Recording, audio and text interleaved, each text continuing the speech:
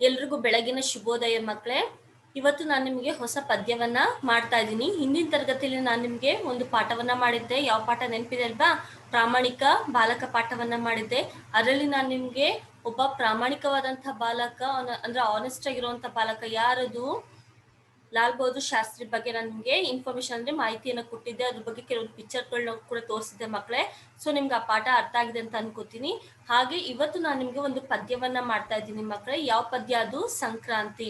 So ಈಗಾಗ ನಿಮ್ಗೆ ಈಗ already ಎಲ್ರಿಗೂ ಸಂಕ್ರಾಂತಿ ಹಬ್ಬ ಚೆನ್ನಾಗಿ ಗೊತ್ತು. ಎಲ್ರು ಕೂಡ ಹಬ್ಬವನ್ನ ಮಾಡ್ತೀರಾ. ಹಾಗೆ ನಿಮ್ಮ ಮನೇಲಿ ಯಾರು ತಂಗಿದಿರಿದ್ರೆ ಅಕ್ಕಂದಿರಿದ್ರೆ ಅವರು ಕೂಡ ಸಂಕ್ರಾಂತಿ ಹಬ್ಬಕ್ಕೆ ಎಷ್ಟು ಚೆನ್ನಾಗಿ ರೆಡಿಯಾಗಿ ಹೋಗ್ತಾರೆ. ಮನೆಗೂ ಹೋಗಿ ಎಳ್ಳು ಬೆಲ್ಲವನ್ನ ಬೀರಿ ಬರ್ತಾರೆ. ನೀವು ನೋಡಿರ್ತಾರೆ ಕೆಲವ್ರ ಮನೇಲಿ ಮತ್ತೆ ಹಬ್ಬವನ್ನ ಸೆಲೆಬ್ರೇಟ್ ನ ಜೋರಾಗಿ ಮಾಡ್ತಾರೆ. ಇನ್ನು ತಮಿಳಿಯನ್ಸ್ ಅವರೆಲ್ಲ ಏನ್ ಮಾಡ್ತಾರೆ, ಇದು ಅವ್ರಿಗೆ ಮೊದಲನೇ ವರ್ಷ ಆಗಿರೋದ್ರಿಂದ ಹಬ್ಬವನ್ನ ಜೋರಾಗಿ ಮಾಡ್ತಾರೆ. ನಮ್ಮಲ್ಲಿ ಸ್ವಲ್ಪ ಸಿಂಪಲ್ ಆಗಿ ಮಾಡ್ತೀವಿ, ಓಕೆ. ಅದೇ ಹಳ್ಳಿಗಳ ಕಡೆ ಆದ್ರೆ ಈ ಸಂಕ್ರಾಂತಿ ಹಬ್ಬವನ್ನ ಇನ್ನೂ ಜೋರಾಗಿ ಮಾಡ್ತೀವಿ. ಯಾಕಂದ್ರೆ ಈ ಹಬ್ಬವನ್ನ ನಾವು ಹಸುಗಳಿಗೆ ಅಂತಾನೆ ಹೇಳಿ ಜೋರಾಗಿ ಮಾಡುವಂತ ಹಬ್ಬಗಳನ್ನ, ಹಸುಗಳಿಗೆ ಶೃಂಗಾರವನ್ನ ಮಾಡಿ, ಅಂದ್ರೆ ಒಂದು ವಾರದಿಂದಾನೇ ಹಸುಗಳನ್ನ ತಯಾರಿ ಮಾಡ್ತಾ ಇರ್ತೀವಿ.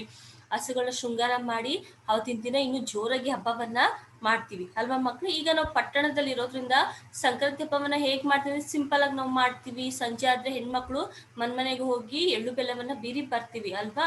ಅದೇ ನೀವು ಹಳ್ಳಿಗಳ ಕಡೆ ಯಾರಾದ್ರೂ ಹಳ್ಳಿಲಿ ಇರೋರು ಅಥವಾ ನಿಮ್ಮ ಫ್ರೆಂಡ್ಸ್ಗಳಿದ್ರೆ ಅವ್ರ ಊರುಗಳಿಗೆ ಹೋಗಿ ಒಂದ್ಸಲಿ ಸಂಕ್ರಾಂತಿ ಹಬ್ಬವನ್ನ ಹೇಗೆ ಸೆಲೆಬ್ರೇಟ್ ಮಾಡ್ತಾರೆ ಅನ್ನೋದನ್ನ ನೀವು ನೋಡ್ಕೊಂಡು ಬನ್ನಿ. ಸೊ ಹಸುಗಳನ್ನ ಯಾವ ರೀತಿ ಅಲಂಕಾರ ಮಾಡ್ತಾರೆ, ಮತ್ತೆ ಸಂಜೆ ಆಗ್ತಿದ್ದಾಗೆ ಹಸುಗಳಿಂದ ಯಾವೆಲ್ಲ ಆಟವನ್ನ ಆಡಿಸ್ತಾರೆ ಅನ್ನೋದು ಕೂಡ ನೀವು ನೋಡ್ಬೋದು ಮಕ್ಕಳೇ.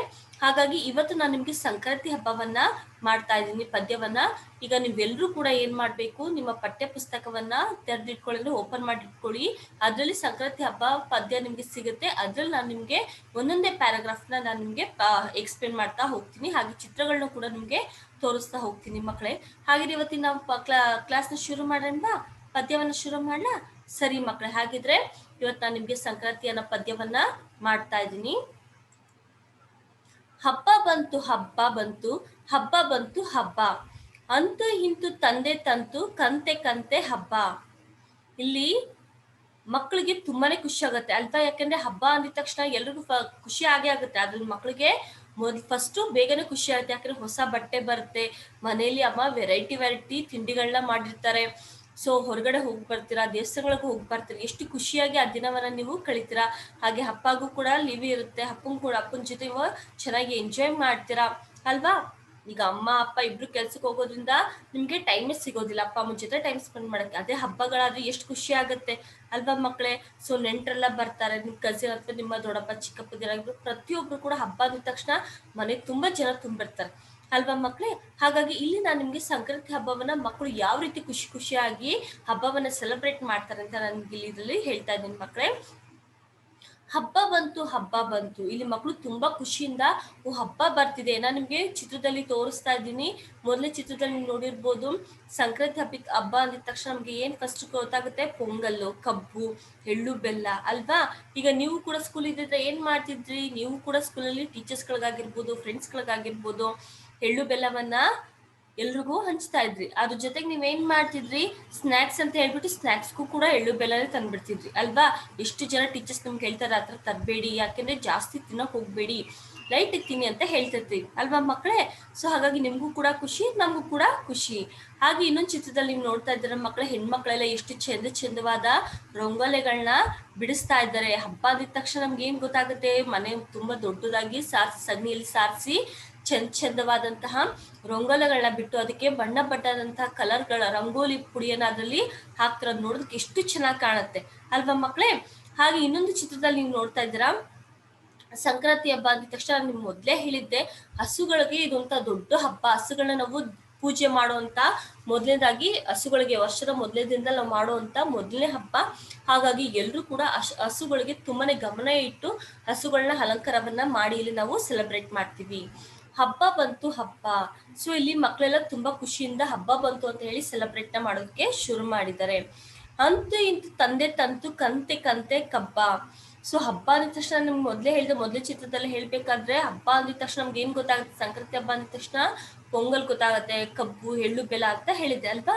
ಈ ಮಕ್ಳು ಹೇಳ್ತಿದ್ರೆ ಕಂತೆ ಕಂತೆ ಕಬ್ಬ ಅಂದ್ರೆ ಎಲ್ರು ಕೂಡ ತುಂಬಾ ಖುಷಿಯಾಗಿ ತಿನ್ನುವಂತಹ ಇದು ಏನದ್ದು ಕಬ್ಬು ನೀವು ನೋಡಿರ್ತೀರ ಅಲ್ವಾ. ಸೊ ಎಲ್ರು ಏನ್ ಮಾಡ್ತಾರೆ, ಹಾಗೆ ಅದನ್ನ ಮೇಲ್ಗಡೆ ಸಿಪ್ಪೆ ತೆಗೆದು ಸುಲಿದು ಹಾಗೆ ಹಲ್ಲಲ್ಲಿ ತಿನ್ನೋದಕ್ಕೆ ಸ್ಟಾರ್ಟ್ ಮಾಡ್ತಾರೆ. ಕೆಲವ್ರು ಏನ್ ಮಾಡ್ತಾರೆ, ಕಚ್ಚೋದಕ್ಕೆ ಕಷ್ಟ ಅಮ್ಮ ಅಂತ ಹೇಳಿ ಏನ್ ಮಾಡ್ತಾರೆ, ಅಮ್ಮ ನೀಟಾಗಿ ಕಟ್ ಮಾಡಿ ಪೀಸ್ ಆಗಿ ಕೊಡ್ತಾರೆ ಅಲ್ವಾ. ಬಟ್ ಅದು ಎಷ್ಟು ಒಳ್ಳೇದಲ್ವಾ. ಮತ್ತೆ ಹಲ್ಲು ಕೂಡ ತುಂಬಾ ಸ್ಟ್ರಾಂಗ್ ಆಗುತ್ತೆ. ನೀವು ಕಚ್ಚಿ ಈ ತರ ತಿನ್ನೋದ್ರಿಂದ ಹಲ್ಲು ಕೂಡ ತುಂಬಾನೇ ಸ್ಟ್ರಾಂಗ್ ಅಂತ ಹೇಳ್ತಾರೆ. ಸೊ ಹಾಗಾಗಿ ಅದು ಎಷ್ಟು ಹೆಲ್ತ್ ಒಳ್ಳೇದು ಕೂಡ. ಶುಗರ್ ಕೇನ್ ನಾವು ಹೇಳಿರ್ತೀವಿ ಅಲ್ವಾ, ಅದು ತುಂಬಾನೇ ಒಳ್ಳೇದು, ಆರೋಗ್ಯಕ್ಕೂ ಕೂಡ ಒಳ್ಳೇದು, ಆಯುರ್ವೇದಿಕ್ ಮೆಡಿಸಿನ್ ಕೂಡ ಅಂತ ನಾವು ಕೂಡ ಹೇಳ್ತೀವಿ. ಹಾಗಾಗಿ ಅಷ್ಟು ಒಳ್ಳೇದಿರುವಂತ ಒಂದು ಅಂಶ ನಾವು ಇಲ್ಲಿ ನೋಡ್ಬೋದು. ಮತ್ತೆ ಇದರಲ್ಲಿ ಇನ್ನೊಂದು ನಾನು ನಿಮ್ಗೆ ಲಾಸ್ಟ್ ನಿಮ್ಗೆ ಒಂದು ಇನ್ಫಾರ್ಮೇಶನ್ ಕೊಡ್ತೀನಿ ಮಕ್ಕಳು. ಈ ಹಬ್ಬವನ್ನ ಸೆಲೆಬ್ರೇಟ್ ಮಾಡೋದು ಅಂದ್ರೆ ವೈಜ್ಞಾನಿಕವಾಗಿ ಯಾಕೆ ನಾವು ಸೆಲೆಬ್ರೇಟ್ ಮಾಡ್ತೀವಿ ಅಂತ ಕೂಡ ನಿಮ್ಗೆ ಹೇಳ್ತೀನಿ. ಇನ್ನೊಂದು ಚಿತ್ರದಲ್ಲಿ ನೀವು ನೋಡ್ತಿದ್ದೀರ ಮಕ್ಕಳೇ, ಗರಿಮುರಿ ಜರತಾರಿ ಲಂಗ ಹಾಕಿಕೊಂಡು ಗಿಲಿ ಕಾಲಗೆಜ್ಜೆ ದನಿ ಮಾಡಿಕೊಂಡು. ನಾನು ನಿಮ್ಗೆ ಮೊದ್ಲೇ ಹೇಳಿದ್ದೆ, ಈ ಹಬ್ಬ ಒಂದ್ ರೀತಿ ಪಟ್ಟಣದಲ್ಲಿದ್ರೆ ಏನಾಗುತ್ತೆ, ಹೆಣ್ಮಕ್ಳಿಗೆಲ್ಲ ತುಂಬಾನೇ ಖುಷಿ ಕೊಡುತ್ತೆ. ಯಾಕೆ ಖುಷಿ, ಅಮ್ಮಂದಿರು ಏನ್ ಮಾಡ್ತಾರೆ, ಅಪ್ಪ ಅಮ್ಮಂದಿರು ಇಬ್ರು ಸೇರಿ ಇದು ಹೆಂಗಾಗ್ಲೇ ಹೇಳಿದೆ, ಇದೊಂಥರ ಹೆಣ್ಮಕ್ಳು ಹಬ್ಬ ಇದ್ದಾಗೆ ಅಲ್ವಾ. ಸೊ ಅವರೆಲ್ಲ ಏನ್ ಮಾಡ್ತಾರೆ, ಪುಟ್ಟ ಮಕ್ಕಳೆಲ್ಲ ಏನ್ ಮಾಡ್ತಾರೆ, ಚಿನ್ನ ಅಂದ್ರೆ ಬಣ್ಣದಂತಹ ಕಲರ್ಫುಲ್ ಆಗಿರುವಂತಹ ರೇಷ್ಮೆ ಲಂಗ ಜಾಕೆಟ್ ಇವೆಲ್ಲ ಹಾಕೋತಾರೆ. ಅದಕ್ಕೆ ತಕ್ಕಾಗೆ ನೀಟಾಗಿ ಟ್ರೆಡಿಷನಲ್ ತರ ರೆಡಿ ಆಗ್ತಾರೆ. ಅಮ್ಮಂದಿರ್ಗ ಅವ್ರ ಅಪ್ಪಂದಿರ್ಗೆ ಏನಾಗುತ್ತೆ, ತುಂಬಾ ಖುಷಿ ಆಗುತ್ತೆ ಮಕ್ಕಳನ್ನ ರೆಡಿ ಮಾಡಕ್ಕೆ ಅಲ್ವಾ. ಅದ್ರ ಗಂಡ್ಮಕ್ಳು ತುಂಬಾ ಬೇಜಾರು ಮಾಡ್ಕೋತಾರೆ ಅಲ್ವಾ. ನೋಡು ಅಮ್ಮಂದಿರು ಅಪ್ಪಂದಿರು ಎಷ್ಟು ಚೆನ್ನಾಗಿ ತಂಗಿಗಾಗ್ಲಿ ಅಕ್ಕಗಾಗ್ಲಿ ಎಷ್ಟು ಚೆನ್ನಾಗಿ ರೆಡಿ ಮಾಡ್ತಿದ್ದಾರೆ, ನನ್ನನ್ನು ಮಾತ್ರ ರೆಡಿ ಮಾಡಲ್ಲ ಅಂತ ಹೇಳ್ತಾರೆ ಅಲ್ವಾ. ಈಗ ನೋಡಿ ನೆಕ್ಸ್ಟ್ ಬರ್ತಾ ಇದೆ ದೀಪಾವಳಿ ಹಬ್ಬ, ಪಟಾಕಿ ಹಬ್ಬ ಅಲ್ವಾ. ಸೊ ಈಗ ಪಟಾಕಿ ಎಲ್ಲ ಹೊಡೆಯೋ ಖುಷಿ ಯಾರಿಗೆ, ಹುಡುಗರಿಗಾದ್ರೆ ಈ ಸಲ ಪಟಾಕಿ ಹೊಡೆಯೋ ಹಾಗಿಲ್ಲ ಅಲ್ವಾ ಮಕ್ಳು. ಆದ್ರೆ ಪಟಾಕಿ ಅಂದಿದ ತಕ್ಷಣ ಖುಷಿ ಆಗೋದು ಯಾರಿಗೆ, ಹೆಣ್ಮಕ್ಳಿಗಿಂತ ಹುಡುಗರಿಗೆ ಜಾಸ್ತಿ ಅಲ್ವಾ ಮಕ್ಕಳೇ. ಹಾಗಾಗಿ ಅಪ್ಪಂದ್ರೆ ಏನ್ ಮಾಡ್ತಾರೆ, ಇನ್ನೂ ವೆರೈಟಿ ಇರುವಂತ ಪಟಾಕಿಗಳನ್ನ ತಂದು ನಿಮ್ಗೆ ತಂದು ಕೊಡ್ತಾರೆ, ಪಟಾಕಿನ ಹೊಡಿಲಿ ಮಕ್ಕಳು ಅಂತ. ಅದೇ ತರನೇ ಹೆಣ್ಮಕ್ಳಿಗೆ ಅಂತ ಹೇಳಿ ಖುಷಿಯಾಗಿ ಈ ಹಬ್ಬವನ್ನು ಕೂಡ ಸೆಲೆಬ್ರೇಟ್ ಮಾಡ್ತಾರೆ. ಇಲ್ಲಿ ಏನು ಅಂದ್ರೆ ಸಂಜೆ ಹಾಕ್ತಿದ್ದಂಗೆ ಹೆಣ್ಮಕ್ಳೆಲ್ಲ ಏನ್ ಮಾಡ್ತಾರೆ, ಚಂದವಾಗಿರುವಂತ ಬಟ್ಟೆಗಳನ್ನ ಹಾಕೊಂಡು ರೆಡಿಯಾಗಿ ಮನೆಗೆ ಹೋಗಿ ಎಳ್ಳು ಬೆಲ್ಲ ಕಬ್ಬುಗಳನ್ನ ಬೀರಿ ಬರ್ತಾರೆ. ಸೊ ಇದು ಯಾಕೆ ಅಂದ್ರೆ ನಮ್ಗಾಗ್ಲಿ ನಿಮ್ಗಾಗ್ಲಿ ಒಳ್ಳೇದಾಗ್ಲಿ, ಸಿಹಿಯನ್ನ ನಾವ್ ಹೇಳ್ತೀವಲ್ವಾ, ಸಿಹಿಯನ್ನ ತಿಂದು ಒಳ್ಳೇದ್ ಮಾತಾಡಿ ಅಂತ ಹೇಳ್ತೀವಲ್ಲ, ಅದೇ ರೀತಿ ಒಳ್ಳೇದಾಗ್ಲಿ, ನಮಗೂ ಒಳ್ಳೇದಾಗ್ಲಿ ನಿಮ್ಗೂ ಒಳ್ಳೇದಾಗ್ಲಿ ಅನ್ನೋ ಕಾರಣಕ್ಕೋಸ್ಕರ ಈ ಹಬ್ಬವನ್ನ ನಾವು ಜೋರಾಗಿ ಸೆಲೆಬ್ರೇಟ್ ಮಾಡುದು, ಎಳ್ಳು ಬೆಲ್ಲವನ್ನ ಬೀರೋದು. ಗರಿಮುರಿ ಜರತಾರಿ ಲಂಗ ಹಾಕಿಕೊಂಡು, ಇಲ್ಲಿ ಹೆಣ್ಮಕ್ಳು ಹಬ್ಬ ಅಂತ ನಾನು ಮೊದ್ಲೇ ಹೇಳಿದ್ದೆ. ಹಾಗಾಗಿ ಅವ್ರಿಗೆಲ್ಲ ಏನ್ ಮಾಡ್ತಾರೆ, ರೇಷ್ಮೆ ಲಂಗ ಜಾಕೆಟ್ಗಳನ್ನ ಹಾಕೊಂಡು, ಸೊ ಅದಕ್ಕೆ ತಕ್ಕಾಗಿ ಸಂಪ್ರದಾಯ ಪ್ರಕಾರವಾಗಿ ರೆಡಿಯಾಗಿ ಕಾಲುಗೆಜ್ಜೆಗಳನ್ನ ಹಾಕೊಂಡು ಅದು ಸೌಂಡ್ ಮಾಡ್ಕೊಂಡು ಹೆಣ್ಮಕ್ಳೆಲ್ಲ ಓಡಾಡ್ತಿರ್ತಾರೆ. ಎಷ್ಟು ಖುಷಿ ಆಗತ್ತೆ ಅಲ್ವಾ ಮಕ್ಕಳೇ. ಸೊ ನೀವು ಅಲ್ಲಿ ಮೊದಲೇ ಚಿತ್ರದಲ್ಲಿ ನೀವು ನೋಡ್ತಾ ಇದ್ರ ಮಕ್ಕಳೆಲ್ಲ ಎಷ್ಟು ಚೆನ್ನಾಗಿ ಡ್ಯಾನ್ಸ್ ನ ಮಾಡ್ತಿದ್ದಾರೆ. ಹಾಗೆ ಇನ್ನೊಂದು ಚಿತ್ರದಲ್ಲಿ ನೀವು ನೋಡ್ತಾ ಇದ್ರ ಮಕ್ಕಳೆಲ್ಲ ಸಂಕ್ರಾಂತಿ ಹಬ್ಬಕ್ಕೆ ರೆಡಿಯಾಗಿ ಕಬ್ಬುಗಳನ್ನ ನೋಡಿ ಇಲ್ಲಿ ಮಾಡ್ತಿದ್ದಾರೆ. ಮತ್ತೆ ಸಂಕ್ರಾಂತಿ ಹಬ್ಬಕ್ಕೆ ಸ್ಪೆಷಲ್ ಪೊಂಗಲ್ ಕೂಡ ರೆಡಿ ಮಾಡ್ತಾ ಇದ್ದಾರೆ. ಎಳ್ಳು ಕಬ್ಬು ಸಕ್ಕರೆ ಹಚ್ಚು ಬಾಳೆಹಣ್ಣು ಬೆಲ್ಲ ಬೀರೋಕಂತ ಹೊರಟಿದ್ದಾಳೆ ತಂಗಿ ಕೇರಿಗೆಲ್ಲ. ಹೆಣ್ಮಕ್ಳೆಲ್ಲ ಏನ್ ಮಾಡ್ತಾರೆ, ಸಂಜೆ ರೆಡಿ ಆಗಿದ ತಕ್ಷಣ ಪಕ್ಕದ ಮನೆಗಳಿಗೆ ಅಥವಾ ಅಕ್ಕಪಕ್ಕ ಇರುವಂತದ್ದು ಬೇರೆ ಮನೆಗಳಿಗೆ ಹೋಗಿ ಏನ್ ಮಾಡ್ತಾರೆ, ಎಳ್ಳು ಬೆಲ್ಲವನ್ನ ಬೀರಿ ಬರ್ತಾರೆ. ಅದಕ್ಕಿಂತ ಮುಂಚೆ ಬೆಳಗ್ಗೆ ಫಸ್ಟ್ ಏನ್ ಮಾಡ್ತಾರೆ ಎಲ್ರು ನೋಡಿ, ನಾನು ನಿಮ್ಗೆ ಫಸ್ಟ್ ಚಿತ್ರದಲ್ಲೇ ತೋರಿಸ್ತಾ ಇದೀನಿ. ಎಳ್ಳು ಬೆಲ್ಲ ಇದೆ, ಬಾಳೆಹಣ್ಣಿದೆ, ಸಕ್ಕರೆ ಹಚ್ಚಿದೆ, ಎಲ್ರಿಗೂ ಎಷ್ಟು ಖುಷಿ ಆಯ್ತಲ್ವಾ ಕಬ್ಬು ಇವೆಲ್ಲ ತಿನ್ನೋದಕ್ಕೆ ಮಕ್ಕಳೇ.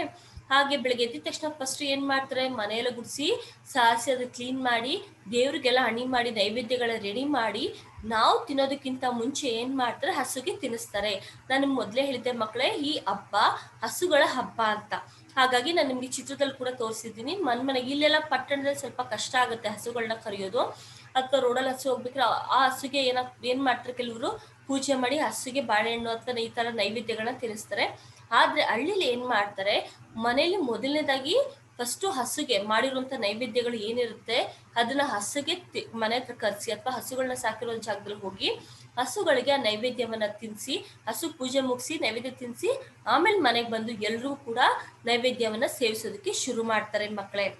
ಸರಿನಾ ಮಕ್ಕಳೇ. ಸೊ ಹಾಗಾಗಿ ಹಬ್ಬದ ದಿನ ಫಸ್ಟ್ ನಾವು ನೈವೇದ್ಯ ಸೇವಿಸೋದಿಲ್ಲ, ಫಸ್ಟ್ ಹಸುಗಳಿಗೆ ನಾವು ನೈವೇದ್ಯವನ್ನ ಸೇವಿಸ್ತೀವಿ.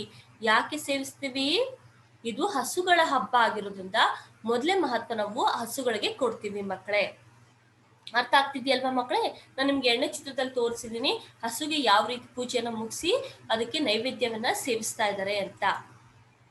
ಇಲ್ಲೂ ಕೂಡ ನಾನು ನಿಮ್ಗೆ ಚಿತ್ರದಲ್ಲಿ ತೋರಿಸ್ತಾ ಇದ್ದೀನಿ ಮಕ್ಕಳೇ. ಇಲ್ಲಿ ನೀವು ಕೆಲವೊಂದು ಕಡೆ ಕೆಲವೊಂದು ರೀತಿಯಲ್ಲಿ ಹಬ್ಬವನ್ನ ಮಾಡ್ತಾರೆ.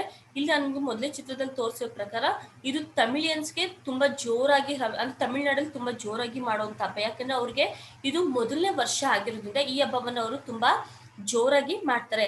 ಹಾಗಾಗಿ ಅವರು ಹೊಸ ಮಡಿಕೆಯನ್ನ ತಂದು, ಹೊಸ ಪದಾರ್ಥಗಳನ್ನ ತಂದು, ಪೊಂಗಲನ್ನ ಅಂದ್ರೆ ಮನೆ ಮುಂದೆ ರಂಗೋಲಿಯನ್ನ ಸಾರಿಸಿ ಕಬ್ಬುಗಳನ್ನ ಇಟ್ಟು ಅಲ್ಲಿ ಮಡಿಕೆಯಲ್ಲಿ ಪೊಂಗಲ್ನ ಮಾಡ್ತಾರೆ.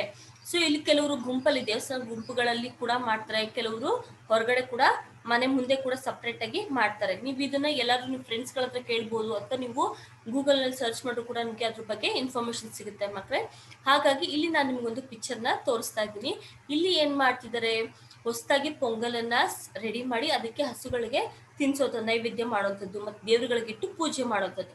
ಇನ್ನೊಂದು ಚಿತ್ರದಲ್ಲಿ ಕೂಡ ನಾನು ನಿಮ್ಗೆ ತೋರಿಸ್ತಾ ಇದ್ದೀನಿ ಆ ಸಂಕ್ರಾಂತಿ ಹಬ್ಬಕ್ಕೆ ಅವ್ರು ಯಾವ ರೀತಿ ಸ್ಪೆಷಲ್ ಫುಡ್ಗಳನ್ನ ರೆಡಿ ಮಾಡಿ ದೇವರಿಗೆ ನೈವೇದ್ಯಗಳನ್ನಾಗಿ ಇಡ್ತಾರೆ ಅಂತ.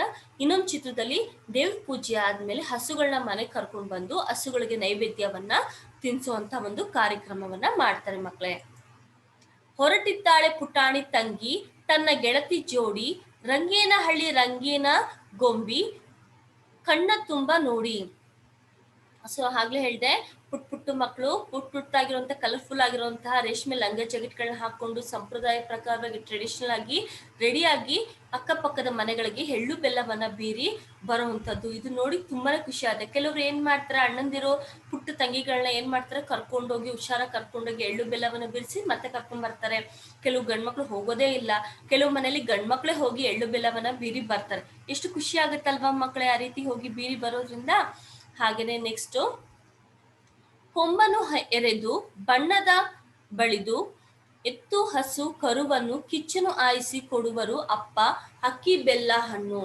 ಸೊ ನಾನು ನಿಮ್ಗೆ ಮೊದಲು ಹೇಳಿದೆ, ಇದು ಹಸುಗಳ ಹಬ್ಬ ಇರೋದ್ರಿಂದ ಹಳ್ಳಿಗಳಲ್ಲಿ ತುಂಬಾ ಜೋರಾಗಿ ಹಬ್ಬವನ್ನ ಮಾಡ್ತಾರೆ ಮಕ್ಕಳೇ. ಯಾವ ರೀತಿ ಮಾಡ್ತಾರೆ, ನಾನು ನಿಮ್ಗೆ ಮೊದಲೇ ಹೇಳಿದೆ, ಸಂಕ್ರಾಂತಿ ಹಬ್ಬ ಬರ್ತಿದೆ ಅಂದ್ರೆ ಒಂದು ವಾರದಿಂದನೇ ಪ್ರಿಪ್ರೇಷನ್ ಅಂದ್ರೆ ಜೋರಾಗಿ ಸೆಲೆಬ್ರೇಷನ್ ಮಾಡೋದಕ್ಕೆ ಶುರು ಮಾಡ್ತಾರೆ. ಯಾವ ರೀತಿ ಮಾಡ್ತಾರೆ, ಮೊದಲನೇದಾಗಿ ಹಸುವನ್ನ ನೀಟಾಗಿ ಅಲಂಕಾರ ಮಾಡ್ಬೇಕು. ಅದಕ್ಕಿಂತ ಮುಂಚೆ ಏನ್ ಮಾಡ್ತಾರೆ ಅಂದ್ರೆ, ಹಸುಗಳ ಕೊಂಬು ಬರುತ್ತೆ, ನೀವು ನೋಡಿರ್ತೀರಿ, ಎರಡನೇ ಚಿತ್ರದಲ್ಲಿ ನಾನು ನಿಮ್ಗೆ ತೋರಿಸ್ತಾ ಇದ್ದೀನಿ. ಹಸುಗಳ ಕೊಂಬನ ಏನ್ ಮಾಡ್ತಾರೆ, ತುಂಬಾ ಶಾರ್ಪ್ ಇರ್ತದೆ, ಒಂದ್ಸಲ ಶಾರ್ಪ್ ಇರುತ್ತೆ, ಕೆಲವು ತುಂಬಾ ಮೊಂಡಾಗ್ಬಿಟ್ಟಿರುತ್ತೆ, ಕೆಲವು ತುಂಬಾ ಉದ್ದ ಬೆಳೆದಿರುತ್ತೆ. ಅದನ್ನೆಲ್ಲ ಏನ್ ಮಾಡ್ತಾರೆ, ನೀಟಾಗಿ ಶಾರ್ಪ್ ಮಾಡ್ತಾರೆ. ಸರಿನಾ ಮಕ್ಕಳೇ, ಅದೆಲ್ಲ ಸ್ವಲ್ಪ ಹೊರಟಾಗಿರೋದ್ರಿಂದ ಅದನ್ನೆಲ್ಲ ನೀಟಾಗಿ ಶಾರ್ಪ್ ಮಾಡಿ ಅದಕ್ಕೆಲ್ಲ ನೀಟಾಗಿ ವಾಶ್ ಮಾಡಿ ಅದಕ್ಕೆ ಏನ್ ಮಾಡ್ತಾರೆ, ಬಣ್ಣ ಕಲರ್ಫುಲ್ ಆಗಿರುವಂತ ಬಣ್ಣಗಳನ್ನ ಅದಕ್ಕೆ ಕೊಂಬಿಗೆ ಹಚ್ತಾರೆ. ಅದಾದ್ಮೇಲೆ ಹಸುಗಳಿಗೆ ಸ್ನಾನ ಮಾಡಿ, ಹಬ್ಬದ ದಿನ ಅದಕ್ಕೆ ಏನ್ ಮಾಡ್ತಾರೆ, ಹಸುಗಳಿಗೆ ಸ್ನಾನ ಮಾಡಿಸಿ ಅದಕ್ಕೆ ಅಂತ ಹಸುಗಳಿಗೆ ಕೆಲವರು ಬಟ್ಟೆಗಳನ್ನ ಕೂಡ ಹೊಲಿಸಿರ್ತಾರೆ, ನೀವು ನೋಡಿರ್ತೀರ ಅನ್ಸುತ್ತೆ. ಬಟ್ ಕೆಲವೊಂದ್ ಕಡೆ ಏನ್ ಮಾಡ್ತಾರೆ, ಹಸುಗಳಿಗೆ ಬಟ್ಟೆಯನ್ನ ಹೊಲಿಸಿರ್ತಾರೆ. ನನ್ನ ಒಂದು ಅಜ್ಜಿ ಊರಲ್ಲಿ ಏನಂದ್ರೆ, ನಮ್ಮ ಅಜ್ಜಿ ಊರಲ್ಲಿ ಹಸುಗಳನ್ನ ಸಾಕಿರೋದ್ರಿಂದ ಪ್ರತಿಯೊಂದು ಹಸುಗಳಿಗೂ ಕೂಡ ನಾವು ಬಟ್ಟೆಯನ್ನ ಹೊದಿಸಿರ್ತೀವಿ. ಈಗ ನಾವು ದಸರಾದಲ್ಲಿ ಯಾವ ರೀತಿ ಆನೆ ಮೇಲೆ ನೀಟಾಗಿ ಎಷ್ಟು ಚೆನ್ನಾಗಿರುವಂತ ಜರ್ದಾರಿ ಬಟ್ಟೆಗಳನ್ನ ಹಾಕ್ತಿವಿ ಅಲ್ವಾ ಮಕ್ಕಳೇ, ಅದೇ ತರನೇ ನಾವು ಕೂಡ ನಮ್ಮ ಊರಲ್ಲಿ ಹಸುಗಳಿಗೆ ಬಟ್ಟೆಯನ್ನ ಹೊಲಿಸ್ತೀವಿ. ಸೊ ಆ ಬಟ್ಟೆಗಳನ್ನ ಏನ್ ಮಾಡ್ತೀವಿ, ಹಸುಗಳಿಗೆ ಅಲಂಕಾರ ಮಾಡಿ, ಅಂದ್ರೆ ಅದಕ್ಕೆ ನೀಟಾಗಿ ಕೊಂಬುಗಳಿಗೆಲ್ಲ ಬಣ್ಣವನ್ನ ಬಳ್ದು, ಆಮೇಲೆ ಕೊಂಬುಗಳಿಗೆ ಬಲೂನ್ಗಳನ್ನ ಕಟ್ಟೋದು, ಹೂಗಳನ್ನ ಕಟ್ಟೋದು. ನೋಡಿ ಎಲ್ಲ ನಿಮ್ಗೆ ಮೊದಲೇ ಚಿತ್ರದಲ್ಲಿ ತೋರಿಸ್ತಾ ಇದ್ದೀನಿ ಯಾವ ರೀತಿ ಅಲಂಕಾರವನ್ನ ಮಾಡಿರ್ತಾರೆ. ಆಮೇಲೆ ಹಸುಗಳಿಗೆ ಚಿನ್ಮಿಣಿಗಳಂತ ಕಲರ್ಫುಲ್ ಆಗಿ ಪೌಡರ್ಗಳೆಲ್ಲ ಬರ್ತದೆ, ಅದನ್ನೆಲ್ಲ ಹಚ್ಚೋದು, ಬಣ್ಣಗಳು ಬೆಳೆಯೋದು, ಕಾಲ್ಗೆಜ್ಜೆ ಕಟ್ಟೋದು, ಹೂಗಳನ್ನ ಮುಡ್ಸೋದು, ಹಾಗೆ ಹೊಸ ಬಟ್ಟೆಗಳನ್ನ ಹಾಕಿ ಇಷ್ಟು ಕೂಡ ನಾವು ಊರಲ್ಲಿ ಅಲಂಕಾರವನ್ನ ಮಾಡ್ತಿದ್ವಿ. ಇಲ್ಲಿ ಹಳ್ಳಿಗಳಲ್ಲಿ ಸ್ವಲ್ಪ ಕಮ್ಮಿ. ಈಗಲೂ ಕೂಡ ನೀವು ಈ ಸಿಟಿ ಪಕ್ಕ ಇರುವಂತ ಎಲ್ಲಾರು ಹಳ್ಳಿಗಳಾಗಿರ್ಬೋದು ಅಥವಾ ಹಸುಗಳನ್ನ ಸಾಕಿರುವಂತ ಕಡೆ ಆಗಿರ್ಬೋದು, ಹಸುಗಳನ್ನ ಸಿಂಪಲ್ ಆಗಿ ಅಲಂಕಾರ ಮಾಡ್ತಾರೆ. ಆದ್ರೆ ಹಳ್ಳಿಗಳ ಕಡೆ ಏನ್ ಮಾಡ್ತಾರೆ, ಇದೇ ತರ ಅಲಂಕಾರವನ್ನ ಮಾಡಿ ಆ ಹಸುಗಳನ್ನ ಊರನ್ನೆಲ್ಲ ಸುತ್ತಿಸ್ತಾರೆ. ಯಾಕೆಂದ್ರೆ ಊರುಗಳ ಪ್ರದಕ್ಷಿಣೆ ಬರೋದ್ರಿಂದ ಪ್ರತಿಯೊಬ್ರು ಏನ್ ಮಾಡ್ತಾರೆ, ಹಸುಗಳಿಗೆ ಎಲ್ಲಾ ಹಸುಗಳಿಗೂ ಸೇರಿಸಿ ಆರತಿಯನ್ನ ಮಾಡಿ ದೃಷ್ಟಿನ ಹೊಡೆದು ಈಡ್ಗಾಯಿ ತರ ಹೊಡೆಯೋದು, ಕಾಯಿನ ಹೊಡೆಯೋದು, ಇವೆಲ್ಲ ಮಾಡ್ತಾರೆ. ಯಾಕೆಂದ್ರೆ ಹಸುಗಳಿಗೆ ಯಾವುದೇ ತರ ದೃಷ್ಟಿ ಆಗಿರ್ಬಾರ್ದು. ಯಾಕೆಂದ್ರೆ ವರ್ಷಕ್ಕೊಂದು ಹಬ್ಬ ಅಲ್ವಾ ಮಕ್ಕಳೇ, ಹಾಗಾಗಿ ಹಸುನ ಇಡೀ ಊರನ್ನ ಸುತ್ತಿಸಿ ಆ ಹಸುಗಳಿಗೆ ದೃಷ್ಟಿಯನ್ನ ತೆಗೆದು ಈ ರೀತಿ ಪೂಜೆಯನ್ನ ಮಾಡ್ತಾರೆ. ಹಾಗೆ ಸಂಜೆ ಆಗಿದ ತಕ್ಷಣ ಅದಕ್ಕೆ ಏನ್ ಮಾಡ್ತಾರೆ, ಈ ರೀತಿ ಅಲಂಕಾರವನ್ನ ಮಾಡಿ, ನಾನು ನಿಮ್ಗೆ ಆಗ್ಲೇ ಹೇಳಕ್ ಮತ್ತೆ. ಸೊ ಈ ರೀತಿ ಅಲಂಕಾರವನ್ನ ಮಾಡಿ ಮನೆಗೆ ನಾವು ಕರ್ಕೊಂಡ್ ಬರ್ತಿದ್ವಿ ಹಸುಗ. ಅಂದ್ರೆ ತೋಟದಲ್ಲೆಲ್ಲ ಹಸುಗಳನ್ನ ಕಟ್ತಿದ್ರಲ್ಲ, ಕೆಲವರು ಮನೇಲಿ ಕಟ್ಟೋರು, ಕೆಲವರು ತೋಟದಲ್ಲಿ ಕಟ್ಟೋರು. ಸೊ ಹಾಗಾಗಿ ಹಸುಗಳನ್ನ ಮನೆ ಕರ್ಕೊಂಡ್ ಬಂದು ಮನೇಲಿರುವಂತ ಹೆಂಗಸ್ರಲ್ಲಿ ನಾವೇನ್ ಮಾಡ್ತಿದ್ವಿ, ಹಸುಗಳಿಗೆ ಪೂಜೆ ಮಾಡಿ ಹಸುಗಳಿಗೆ ನೈವೇದ್ಯವನ್ನ ತಿನ್ನಿಸ್ತಾ ಇದ್ವಿ.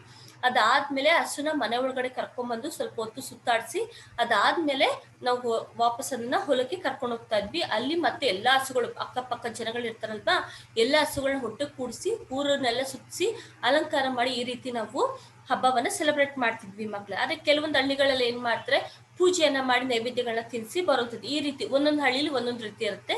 ನಮ್ಮ ಊರಲ್ಲಿ ಈ ರೀತಿ ಅಲಂಕಾರವನ್ನ ಮಾಡಿ ನಾವು ಹಬ್ಬವನ್ನ ಜೋರಾಗಿ ಸೆಲೆಬ್ರೇಟ್ ನ ಮಾಡ್ತಿದ್ವಿ. ಸೊ ಅಲ್ಲಿ ಹೇಳ್ತಾರೆ, ಕಿಚ್ಚನು ಹಾಯಿಸಿ ಕೊಡುವರು ಅಪ್ಪ. ಸೊ ಯಾವ ರೀತಿ ಕಿಚ್ಚನು ಹಾಯಿಸ್ತಾರೆ ಇಲ್ಲಿ ನೋಡಿ, ನಾನು ನಿಮ್ಗೆ ಚಿತ್ರದಲ್ಲಿ ತೋರಿಸ್ತಾ ಇದ್ದೀನಿ. ಇಲ್ಲಿ ಬೆಳಗಿನ ಟೈಮಲ್ಲೂ ತೋರಿಸ್ತಾ ಇದ್ದೀನಿ, ರಾತ್ರಿ ಟೈಮಲ್ಲೂ ತೋರಿಸ್ತಾ ಇದ್ದೀನಿ. ಇದು ಏನಕ್ಕೆ ಈ ರೀತಿ ಮಾಡ್ತಂದ್ರೆ, ಹಸುಗೆ ಒಳ್ಳೇದಾಗ್ಲಿ ಮತ್ತೆ ಖುಷಿ ಆಗ್ಲಿ, ಮತ್ತೆ ಇನ್ನೊಂದು ಹಸುಗೆ ಯಾವುದೇ ರೀತಿ ಕೆಟ್ಟ ದೃಷ್ಟಿ ಬೀಳದೆ ಇರಲಿ ಅನ್ನೋ ಕಾರಣಕ್ಕೋಸ್ಕರ ನಾವು ಈ ರೀತಿವನ್ನ ಮಾಡ್ತೀವಿ. ಏನ್ ಮಾಡ್ತಾರೆ ಅಂದ್ರೆ, ರಾತ್ರಿವರೆಗೂ ಅಂದ್ರೆ ಸಂಜೆವರೆಗೂ ಊರ್ನೆಲ್ಲ ಪ್ರದಕ್ಷಿಣೆ ಹಾಕ್ಸಿದಾದ್ಮೇಲೆ ಅದಕ್ಕೆ ಸ್ವಲ್ಪ ಹೊತ್ತು ರೆಸ್ಟ್ ಮಾಡೋದಕ್ಕೆ ಬಿಟ್ಟು ಅದಾದ್ಮೇಲೆ ರಾತ್ರಿ ನಾವ್ ಏನ್ ಮಾಡ್ತೀವಿ, ಈ ರೀತಿ ಊರಿನ ಮಧ್ಯದಲ್ಲಿ ನಾವ್ ಹೇಳ್ತೀವಿ ಮೇನ್ ಸ್ಟೇಜ್ ಅಥವಾ ಊರಿನ ಮುಖ್ಯ ದ್ವಾರದಲ್ಲಿ ಅಂತ ನಾವ್ ಹೇಳ್ತೀವಲ್ವಾ, ಸೊ ಅಲ್ಲಿ ನಾವ್ ಏನ್ ಮಾಡ್ತೀವಿ ಅಂದ್ರೆ ಬೆಂಕಿನ ಹಚ್ಚಿರ್ತೀವಿ. ಸೊ ಬೆಂಕಿನ ಹಚ್ಚಿ ಏನ್ ಮಾಡ್ತೀವಿ, ಹಸುಗಳನ್ನ ಕೆಲವೊಬ್ರು ಇದ್ ಮಾಡ್ತಾರೆ, ಕೆಲವೊಬ್ರು ಮಾಡೋದು ಇಲ್ಲ. ಇದೇನ್ ಕಂಪಲ್ಸರಿ ಅಂತ ಏನಿಲ್ಲ ಮಕ್ಳೇ. ಸೊ ಅವ್ರು ಏನ್ ಮಾಡ್ತಾರೆ, ಹಸುಗಳನ್ನ ಹಿಡ್ಕೊಂಡ್ಬಂದು ಆ ಬೆಂಕಿನ ದಾಟ್ಸೋದು. ಸೊ ಯಾಕಂದ್ರೆ ಇದು ಒಳ್ಳೇದಾಗ್ಲಿ, ದೃಷ್ಟಿ ಆಗದೆ ಇರ್ಲಿ ಅನ್ನೋ ಕಾರಣಕ್ಕೋಸ್ಕರ ಈ ರೀತಿ ಮಾಡ್ತಾ ಇದ್ದಿದ್ದು. ಸೊ ಇದು ಪ್ರತಿಯೊಂದು ಊರಲ್ಲೂ ಕೂಡ ಇದನ್ನ ಮಾಡ್ತಾರೆ. ಸೊ ನೀವು ಕೂಡ ಸಂಕ್ರಾಂತಿ ಹಬ್ಬದ ದಿನ ನೀವೆಲ್ಲರೂ ಹೊರಗಡೆ ಹೋಗಿ ನೋಡ್ಬೋದು, ಅಥವಾ ಹೊರಗಡೆ ನಿಮ್ ನ್ಯೂಸ್ಗಳಲ್ಲಿ ಕೂಡ ನಿಮ್ಗೆ ತೋರಿಸ್ತಾರೆ. ಈ ರೀತಿ ಕಿಚ್ಚನ ಹಾಯಿಸುವಂಥದ್ದು ಇದನ್ನು ಕೂಡ ನಾವು ಮಾಡ್ತೀವಿ ಮಕ್ಕಳೇ. ಸೊ ಇದನ್ನ ನಾವು ಕಿಚ್ಚನ ಹಾಯಿಸೋದು ಅಂದ್ರೆ ಬೆಂಕಿನ ಹಚ್ಚಿರ್ತಾರೆ, ಆ ಬೆಂಕಿನ ದಾಟಿಸಿ ಕರ್ಕೊಂಡ್ ಬರುವಂಥದ್ದು.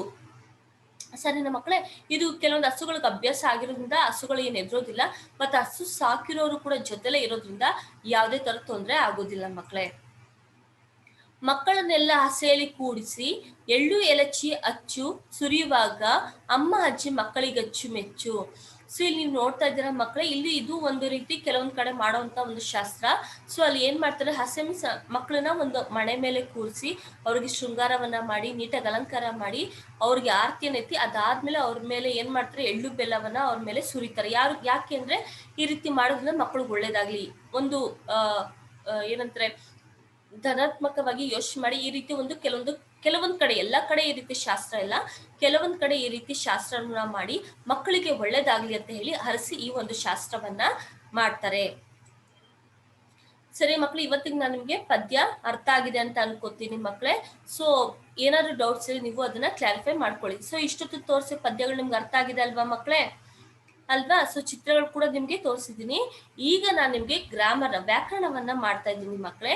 ಸೊ ಏನಿದೆ ವ್ಯಾಕರಣದಲ್ಲಿ ಅಂದ್ರೆ ಲಿಂಗಗಳು. ಸೊ ಇವತ್ತು ನಾನು ನಿಮ್ಗೆ ಲಿಂಗಗಳ ಬಗ್ಗೆ ಹೇಳ್ತಾ ಇದ್ದೀನಿ. ನೀವು ಕೂಡ ಟೆಕ್ಸ್ಟ್ ಬುಕ್ ಅಲ್ಲಿ ಲಾಸ್ಟ್ ಶೀಟ್ ಅಲ್ಲಿ ನಿಮ್ಗೆ ಓಪನ್ ಮಾಡಿದ್ರೆ ನಿಮ್ಗೆ ಆ ಪೋಯಮ್ ಆದ ನೆಕ್ಸ್ಟ್ ಶೀಟ್ ಅಲ್ಲಿ ನಿಮ್ಗೆ ಓಪನ್ ಮಾಡಿದ್ರೆ ನಿಮ್ಗೆ ಲಿಂಗಗಳು ಅನ್ನೋದು ನಿಮ್ಗೆ ವ್ಯಾಕರಣ ಸಿಗುತ್ತೆ ಮಕ್ಕಳೇ. ಸೊ ಇಲ್ಲಿ ವಿಲಿಂಗಗಳು ಅಂದ್ರೆ ಏನು? ಗಂಡು, ಹೆಣ್ಣು ಮತ್ತು ವಸ್ತುಗಳನ್ನು ಸೂಚಿಸುವ ಪದಗಳಿಗೆ ನಾವು ಲಿಂಗಗಳು ಅಂತ ಕರಿತೀವಿ ಅಲ್ವಾ ಮಕ್ಕಳು? ನಿಮ್ಗೆ ಅರ್ಥ ಆಗಿದೆ. ಈಗ ನಿಮ್ಮ ಫ್ರೆಂಡ್ಸ್ ಆಗಿರ್ಬೋದು, ಹುಡುಗಿನೋಗೆ ಬಾರು ಅಂತ ಕರೀತಾರ, ಹುಡುಗನ ಬಾರೆ ಅಂತ ಕರೀತಾರ? ಇಲ್ಲ ಅಲ್ವಾ? ಸೊ ಪರ್ಟಿಕ್ಯುಲರ್ ಆಗಿ ಒಬ್ರನ್ನ ನಾವ್ ಈ ರೀತಿ ಕರಿಬೇಕು ಅನ್ನೋ ಉದ್ದೇಶಕ್ಕೋಸ್ಕರ ಈ ರೀತಿ ನಾವು ವ್ಯಾಕರಣದಲ್ಲಿ ಅಳವಡಿಸ್ಕೊಂಡಿದೀವಿ. ಸೊ ಇಲ್ಲಿ ಲಿಂಗಗಳು ಅಂದಿದ ತಕ್ಷಣ ಪುಲ್ಲಿಂಗ, ಇದರಲ್ಲಿ ನಾವು 3 ವಿಧಗಳಾಗಿ ಮಾಡ್ತೀವಿ. ಪುಲ್ಲಿಂಗ, ಸ್ತ್ರೀಲಿಂಗ, ಇನ್ನೊಂದು ನಪುಂಸಕ ಲಿಂಗ ಅಂತ ನಾವು ಇಲ್ಲಿ ಕರಿತೀವಿ ಮಕ್ಕಳೇ. ಇಲ್ಲಿ ಪುಲ್ಲಿಂಗದಲ್ಲಿ ನಾವು ಬರೀ ಹುಡುಗರಿಗೆ ಕರೆಯುವಂಥದ್ದು ಬಾಲಕ, ಅರ್ಥ ಆಗ್ತಿದ್ಯಾ? ಬಾಲಕ, ಗಂಡು, ಹುಡುಗ, ಶಿಕ್ಷಕ, ಈ ರೀತಿ ನಾವು ಹುಡುಗರಿಗೆ ಕರೆಯುವಂಥದ್ದು ಜೆಂಟ್ಸ್ ಅಥವಾ ಗಂಡಸಿಗೆ ಕರೆಯುವಂಥದಕ್ಕೆ ನಾವು ಪುಲ್ಲಿಂಗ ಅಂತ ಕರಿತೀವಿ.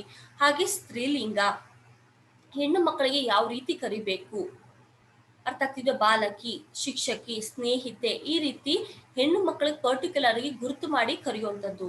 ಇನ್ನೊಂದು ನಪುಂಸಕ ಲಿಂಗ, ಇದನ್ನ ನಾವ್ ಏನಂತ ಕರಿತೀವಿ? ವಸ್ತುಗಳಿಗೆ, ಪ್ರಾಣಿಗಳಿಗೆ ನಾವ್ ಏನಂತ ಕರಿತೀವಿ? ಈ ರೀತಿ ನಾವು ಕರೆಯುವಂಥದಕ್ಕೆ ನಾವು ನಪುಂಸಕ ಲಿಂಗ ಅಂತ ಕರಿತೀವಿ ಮಕ್ಕಳೇ. ಈ ರೀತಿ 3 ವಿಧಗಳಾಗಿ ನಾವು ವಿಂಗಡಿಸಿ ಈ ರೀತಿ ಒಂದೊಂದು ವಿಧದಲ್ಲಿ ನಾವು ಒಬ್ಬೊಬ್ಬರಿಗೆ ಒಂದ್ ರೀತಿ ನಾವು ಕರೆಯೋದಕ್ಕೆ ಶುರು ಮಾಡ್ತೀವಿ. ಇದು ಯಾವುದೇ ರೀತಿ ನಿಮ್ಗೆ ತೊಂದರೆ ಆಗೋದಿಲ್ಲ, ಕನ್ಫ್ಯೂಷನ್ ಆಗೋದಿಲ್ಲ.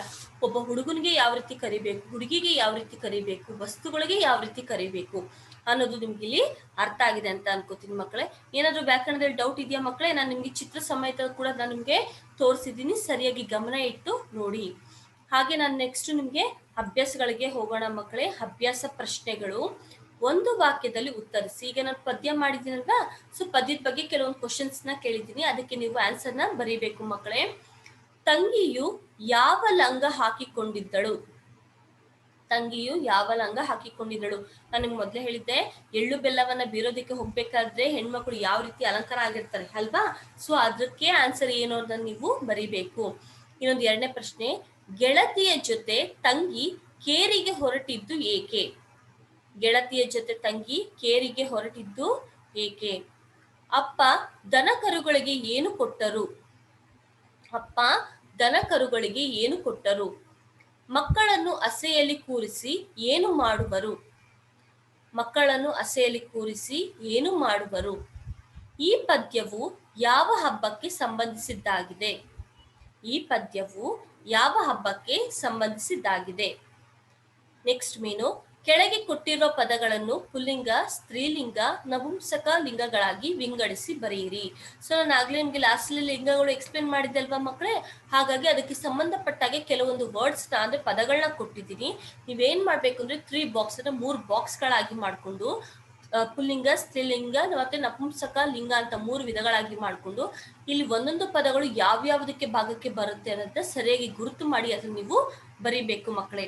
ಸರಿನಾ ಮಕ್ಕಳೇ? ಹಾಗೆ ಇವತ್ತಿನ ತರಗತಿ ನಿಮ್ಗೆ ಇಷ್ಟ ಆಯ್ತಾ? ಸಂಕ್ರಾಂತಿ ಹಬ್ಬ ನೀವು ನೋಡಿದ್ರಿ ಅಲ್ವಾ. ಸೊ ನೀವು ಯಾವ ರೀತಿ ಸಂಕ್ರಾಂತಿ ಹಬ್ಬವನ್ನ ಸೆಲೆಬ್ರೇಟ್ ಮಾಡ್ತಾರೆ ಅಂತ ಕೂಡ ನೀವು ನೋಡಿದ್ರಿ. ಸೊ ಅದು ಚಿತ್ರಗಳು ಕೂಡ ತೋರಿಸಿದೀನಿ, ನಿಮ್ಗೆ ಅರ್ಥ ಆಗಿದೆ ಅಂತ ಅನ್ಕೋತೀನಿ ಮಕ್ಕಳೇ. ಸೊ ಮತ್ತೆ ನಾನು ನಿಮ್ಮನ್ನ ಮುಂದಿನ ತರಗತಿಲಿ ಭೇಟಿ ಆಗ್ತೀನಿ ಮಕ್ಕಳೇ.